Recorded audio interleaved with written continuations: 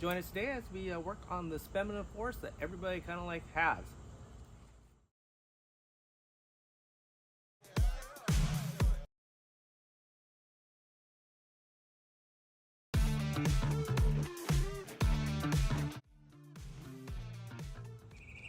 Well, welcome back, everybody. So, I know all of us have a feminine force, just like this somewhere, or feminine, and we were all inspired at one point by John Naka's Goshen, and then once you develop one, these skeins are not like fun to play with. They're a lot of work, so if you haven't made one yet, I would reconsider. I think a pine, honestly, I think a pine would be better than a femina. Characteristics are nice. They're pretty drought resistant or heat resistant, pretty bug resistant too, but they're a pain in the butt. Here's an example. So these things are sharper than heck when they're green, and when they're dried like this, and if you stab yourself like trying to clean up, it goes pretty deep. It irritates my skin a lot too. So it's something for you to think about before you even think like, I want a femina. It looks pretty. If you guys have a femina, if you like to share some of your stories of why you like or dislike femina in the comments, please do. I'm gonna make this video pretty short and sweet. I spent the last couple of days working on it, and then it's a lot of tedious work.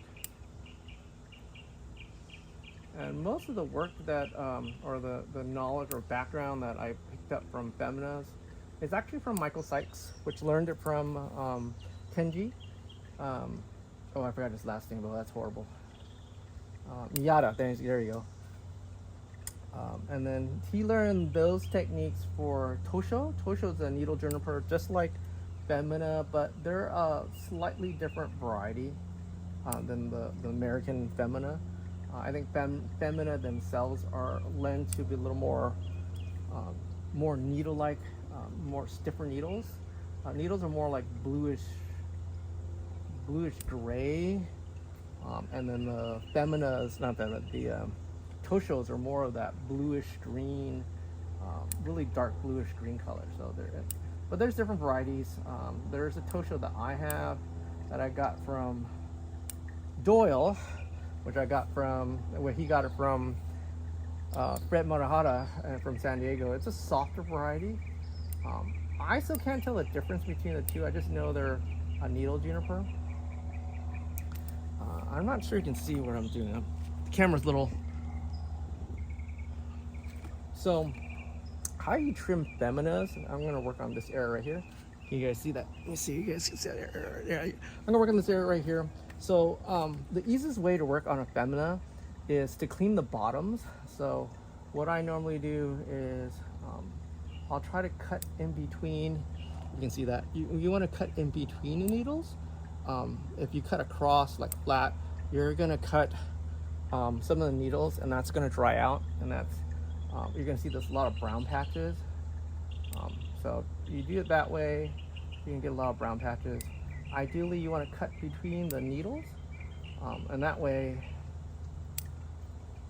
you'll have less of that needle dieback, or dry back, or dieback, how you want to call it. Okay. And then you want to leave a little bit of growth at the tips or at the ends, because if you cut the whole thing back down to like a brown stick, it won't come back. And then Feminas, unlike Toshos, you can't really cut them back all the way down to the brown stuff. You have to leave a little bit green.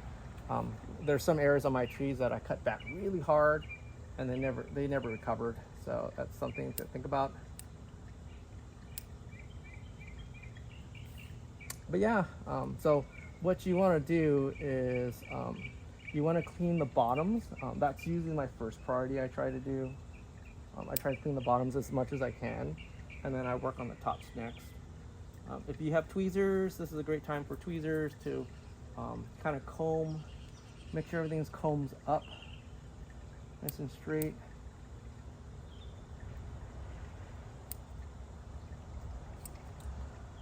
And it's just repeating that process. So let me change the camera angle a little bit better so you can see my point of view, what I'm doing. And I'll just show you like one pad, and I'll do a time lapse for the rest of them for the other side that I've done. And then we'll call it a day there.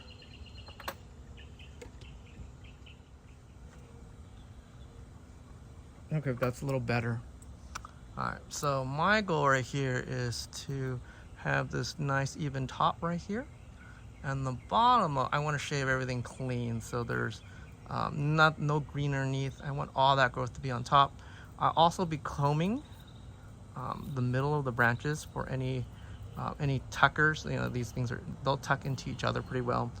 And then anything that's really long, I'll cut back. And then immediately make sure you put your spares in a tub, because you will hurt yourself eventually. And then any of the long extensions, I'll cut back.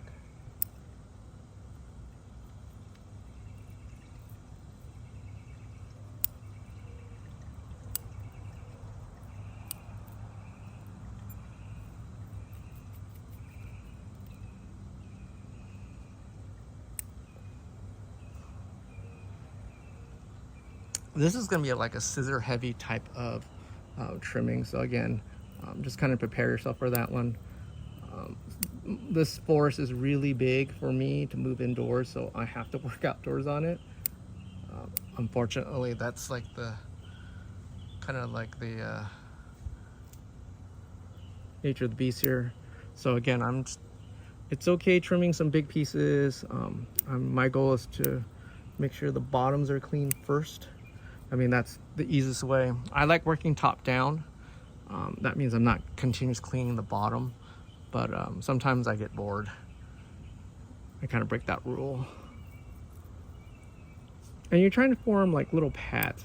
That's the niche of this market. So,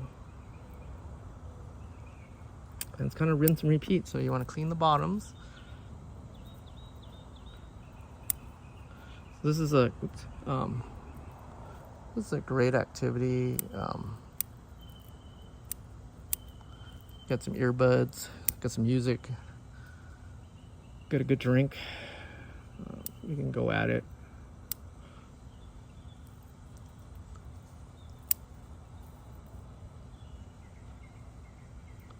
And then once you got most of that bottom cleared out, you can start directional pruning too. These guys directional prune pretty easily. So that's the bottom. There's a little piece here. I'm gonna cut it horribly. And then what you do is you're trying to find a level top, and you can grow that to that level top. And so just here's an example. Cut into the node, in between the needles. If you want to bend them out, that's one way of doing it. And then you kind of try and make that top. So that's kind of the process you're trying to do. I'm gonna probably set the camera to the side and then do a time lapse probably. Probably the easiest way to do a time lapse, best I can. All right.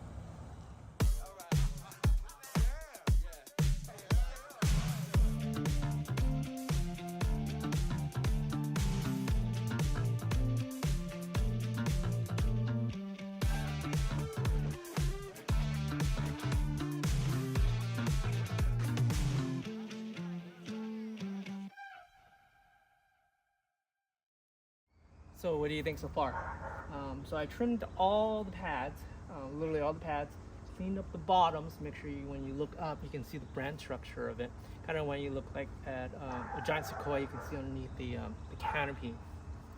I made sure the tops were as trimmed as needed to be to just give them that shape. And then clean up the surface a little bit. And this is the front actually. Probably need to get repotted pretty soon. It's getting hard to penetrate, so maybe next year I'll probably need to pot this guy up, and then clean all the needles off my hands and on the floor here before I put this mulch on the ground here. And then I'm gonna keep this actually in the shade today, just because I trimmed it really hard. And then I'm gonna spray it wet, so make sure all the cuts, the clean cuts, are just kind of nice and neat. And then that's pretty much it. If you guys like this really quick video, like and subscribe. Thank you for watching so far. Leave a comment if you have a Foemina and what do you feel about it, because this is probably the one and only Foemina I'm gonna have at this point. So thank you for watching. I'll see you guys next time. Bye-bye. That's the aftermath. Can you imagine that dried? That would hurt.